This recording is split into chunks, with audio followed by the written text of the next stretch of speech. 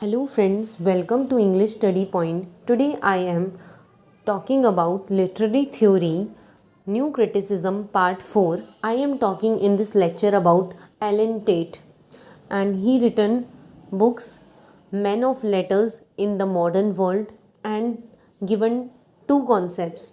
First, two kinds of meaning. Second, tension in poetry. According to him, there are two kinds of meaning in any piece of art specifically. ये जो Elon TET है ये बताते हैं कि poem के अंदर ना दो मीनिंग्स छुपे होते हैं। पहला जो होता है वो डिनोटेटिव मीनिंग होता है, यानी सरफेस मीनिंग। डिनोटेटिव मीनिंग को हम बोलते हैं सरफेस मीनिंग। इसका मतलब ये होता है it means just summarising the work. Denotative meaning का मतलब होता है सिर्फ किसी वर्क को समराइज़ करना। बट कॉनोटेटिव मीनिंग जो होता है उसे हिडन मीनिंग बोलते हैं, और ये जो है मेनली सिंबल्स या फिर पोएम के अंदर जो सिंबल्स थीम्स वगैरह होती है उसमें पाया जाता है। यानी हिडन यानी इन डेप्थ मीनिंग, कि एक सिंबल का इन डेप्थ मीनिंग क्या है। एंड तभी एलन टेट ने बोला है कि there are two kinds of meaning in any piece of art. Art का मतलब है कि किसी भी पोएम या फिर किसी भी टेक्स्ट के अंदर दो काइंड्स के मीनिंग होते हैं। पहला होता है डिनोटेटिव मीनिंग, दूसरा होता है कोनोटेटिव मीनिंग। फिर according to him only that poetry is good poetry which communicates both the aspect. और जो एलन टेट हैं उनके मुताबिक जिन पोएट्री के अंदर ये दोनों मीनिंग छुपे होते हैं वो इनके लिए बेस्ट पोएट्री यानी अच्छी पोएट्री वो मानी जाती है, according to him Allen Tate. Then वो बोलते हैं टेंशन इन पोएट्री, ये भी कॉन्सेप्ट दिया गया है एलन टेट द्वारा। और जो ही इन्वेंटेड द टर्म टेंशन, इन्होंने टेंशन टर्म को इन्वेंट किया था। एंड इन्होंने जो है प्रीफिक्स और सफिक्स ऐड किए थे टेंशन वर्ड के अंदर। पहला प्रीफिक्स जो ऐड किया था इन्होंने उसको बोलते हैं इंटेंशन। सेकंड सफिक्स ऐड किया था उसका एक्सटेंशन। ठीक है, दोनों में टेंशन टेंशन है बट इन और एक्स लग गया। देन इंटेंशन को बोलते हैं हम लोग कोनोटेटिव या सब्जेक्टिव मीनिंग। इंटेंशन का जो होता है वो कोनोटेटिव या सब्जेक्टिव मीनिंग होता है, यानी सिंबल्स या फिर किसी थीम्स के अंदर प्रेजेंट रहता है। और जो एक्सटेंशन होता है वो लॉजिकल या सरफेस यानी ऊपर का मीनिंग जो होता है जिसे हम लोग जैसे समराइज़ करते हैं, ऊपरी मीनिंग जो निकल कर आता है उसे हम लोग बोलते हैं डिनोटेटिव मीनिंग या surface meaning. According to Alan Tate, a successful poem is one in which there is extension and intention. Allen Tate के मुताबिक एक सक्सेसफुल पोएम को तभी सक्सेसफुल बोला जाएगा जिसके अंदर ये दोनों कॉन्सेप्ट्स होंगे, एक्सटेंशन भी होगा प्लस इंटेंशन भी होगा, यानी कोनोटेटिव मीनिंग भी होगा और डिनोटेटिव मीनिंग भी होगा, तभी एक पोएम को सक्सेसफुल पोएम माना जाएगा। He calls tension is the life of a poem only when both go together.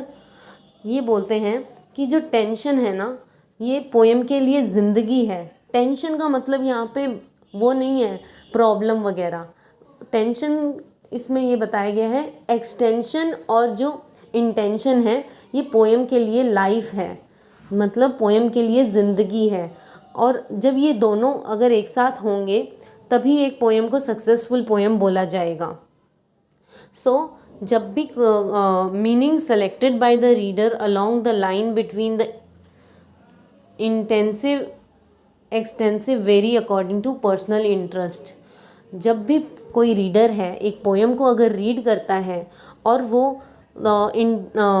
उसका इंटेंशन और उसका एक्सटेंशन, जब भी वो किसी पोएम को रीड करेगा तो इंटेंशन और एक्सटेंशनल मीनिंग उस हर एक रीडर के लिए अलग अलग निकल के आएगा। तभी उसमें ये बोल रहे हैं कि meaning selected by the reader along the line between the intensive या extensive very according to personal interest. अगर मैं कोई पोएम रीड करती हूँ तो जब भी मैं कोई सिंबल्स वगैरह फाइंड आउट करूँगी मेरे लिए मीनिंग कुछ और निकलेगा, और जैसे आप लोग रीड करेंगे पोएम तो आप अपने बेसिस पे कुछ अलग मीनिंग फाइंड आउट करेंगे। तो वही इस एलन टेट बोल रहे हैं इस पॉइंट में।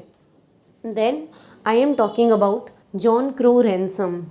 So he was the first editor of Kenyan Review. ये जो है केनियन रिव्यू के फर्स्ट एडिटर थे and he was associated to a southern literary group fugitives. ये जो है साउदर्न लिटरेरी ग्रुप फ्यूजिटिव्स से एसोसिएटेड हैं. He lived in South America. ये साउथ अमेरिका में रहते थे. Southern group contains group of 16 writers. ये जो साउथर्न लिटरेरी ग्रुप है फ्यूजिटिव्स का, ये जो है 16 राइटर्स को एक ग्रुप बनाया हुआ है. और जो जॉन क्रो रैनसम ने थे, उन्होंने 3 वर्क्स लिखे थे. पहली लिखी थी पोएम्स अबाउट गॉड. तो ये जो पोएम्स अबाउट गॉड है, ये वॉल्यूम ऑफ पोएट्री है, यानी इसके अंदर ये जो पोएम्स अबाउट गॉड है, इसके अंदर बहुत सारी पोएट्री है. ये एक वॉल्यूम है. ही वॉज प्रेज बाय, जब जॉन क्रो रैनसम ने ये पोएम्स अबाउट गॉड वर्क लिखा था, तो रॉबर्ट ग्रेव्स और रॉबर्ट फ्रॉस्ट ने काफ़ी उनको प्रेज किया था. एंड देन उन्होंने ऐसे लिखा है जिसका नाम है न्यू क्रिटिसिज्म, और जो इन्होंने लिखा था 1941. तभी इनके इस ऐसे पर लिखने के बाद पूरी मूवमेंट का नाम पड़ गया था न्यू क्रिटिसिज्म. देन उन्होंने एक पोइट्री लिखी थी, उसका नाम था a note on ontology. Ontology का मतलब होता है एक स्ट्रक्चर, ठीक है. देन इन्होंने कॉन्सेप्ट्स दिए थे, 3 कॉन्सेप्ट दिए थे. पहला फिजिकल पोएम, दूसरा प्लेटोनिक पोएम, तीसरा मेटाफिजिकल पोएम. फिजिकल पोएम क्या होती है, जिसमें पोएट जो है ऑब्जेक्ट्स का यूज़ करते हैं and they present things and not ideas. जिस पोएम के अंदर सिर्फ चीज़ों को बताया जाता है, आइडियाज़ को नहीं बताया जाता. और ये जो फिज़िकल पोएम होती है, ये प्योर पोएट्री होती है. और क्योंकि इसके अंदर विजुअल कॉन्टेक्स्ट होता है, मतलब ये जो फिज़िकल पोएम होती है, इसको मतलब जब भी कोई थिंग्स वगैरह को रिप्रेजेंट करता है पोएट, तो साथ ही साथ में उसकी मतलब विजुअल इमेज भी देता है. And then second is platonic या एब्स्ट्रैक्ट पोएट्री. प्लेटोनिक पोएट्री को एब्स्ट्रैक्ट पोएट्री भी बोलते हैं. और जो है प्लेटोनिक पोएट्री जो डील करती है आइडियाज़ से डील करती है, ऑब्जेक्ट से डील नहीं करती. It does not concerns with real poetry. Real poetry से इसका कोई लेना देना नहीं है. It talks about abstract things. ये एब्स्ट्रैक्ट बातें यानी मतलब एडिशनल इन्फॉर्मेशन जो होती है, जनरल इन्फॉर्मेशन ना होकर कुछ एक्स्ट्रा चीज़ों को की जब बात होती है, तो ये पोएट वो चीज़ को फॉलो करते हैं. Main aim is to express idea और फिलॉसफी. प्लेटोनिक पोएट्री लिखने का मेन जो एम होता है, या तो कोई आइडिया को एक्सप्रेस करना होता है, और या फिर किसी फिलोसफिकल ट्रूथ या फिर मोरालिटी के बारे में बताता है. For example, ode to Grecian urn by Keats is a platonic poetry. Then I am talking about metaphysical poetry. जब एक पोएट्री के अंदर दोनों का ब्लेंड होगा, फिजिकल एंड प्लेटोनिक पोएट्री दोनों का ब्लेंड होगा, उसे बोलेंगे metaphysical poetry. There is fusion of reason. Metaphysical poetry के अंदर क्या होता है, रीज़न भी होता है, जिसे हम बोलते हैं फिजिकल. एंड जो फीलिंग्स जब जनरेट होती है, वो होती है प्लेटोनिक. इन दोनों के फ्यूजन को मिलाकर के बनती है metaphysical poetry. And there is blend of intellect and emotion. As I have already told you that there is blend of reason and feelings. And similarly here I have written that there is blend of intellect का भी होता है use, और emotion भी साथ ही साथ use होते हैं इस पोएट्री को लिखने के अंदर. एंड जो एग्ज़ाम्पल मैंने पोएम्स बहुत सारी पढ़ी है, तो मेरे को लगता है कि जॉन डन और अब्राहम काहुले जो 17th सेंचुरी पोएट्स हैं, वो मेटाफिजिकल पोएट्री को बेस्ट रिप्रेजेंट करते हैं. देन ये जो है नियो एरिस्टोटेलियंस. अब जो है न्यू क्रिटिसिज्म जो है हमारा कंप्लीट हो चुका है, बट कुछ क्रिटिक्स थे जिन्होंने न्यू क्रिटिसिज्म जो मूवमेंट है उनको डिसलाइक किया था, यानी उनका क्रिटिसिज्म किया था. तो उनके बारे में हम बात करेंगे. उन्हें बोला जाता है neo Aristotelians. These are the people who are against the new critics. ये जो लोग थे न्यू एरिस्टोटेलियंस, ये न्यू क्रिटिक्स के अगेंस्ट थे. They belong to Chicago school of critics. ये शिकागो स्कूल ऑफ क्रिटिक्स से बिलोंग करते थे और इसके अंदर क्रिटिक्स जो है नियो एरिस्टोटेलियंस जो है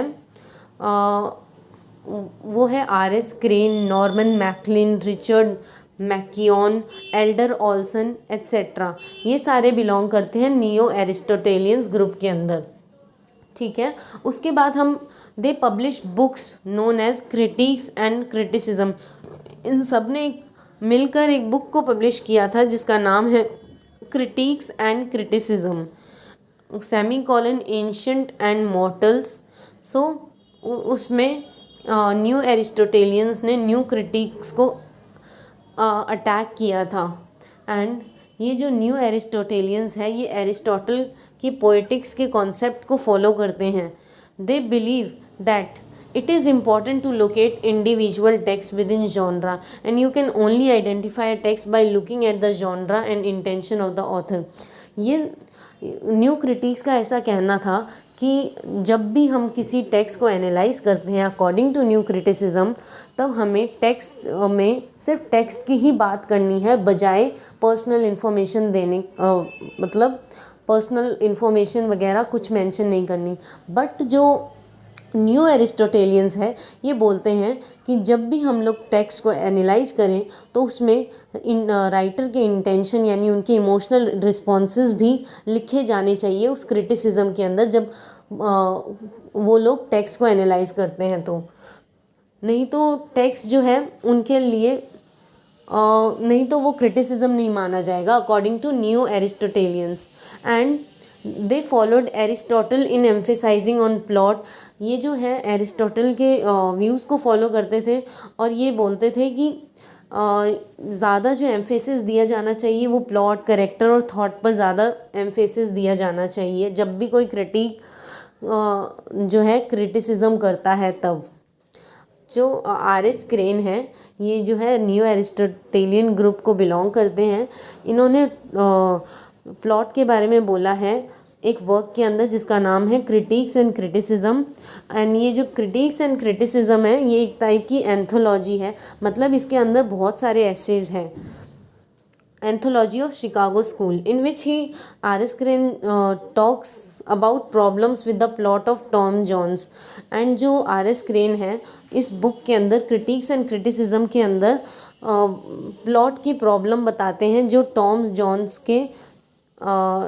टॉम जोन्स जो नॉवल है जो हेनरी फील्डिंग द्वारा लिखा गया नॉवल है टॉम जोन्स, उसमें बताते हैं कि उस प्लॉट के अंदर बहुत सारी प्रॉब्लम्स पाई गई।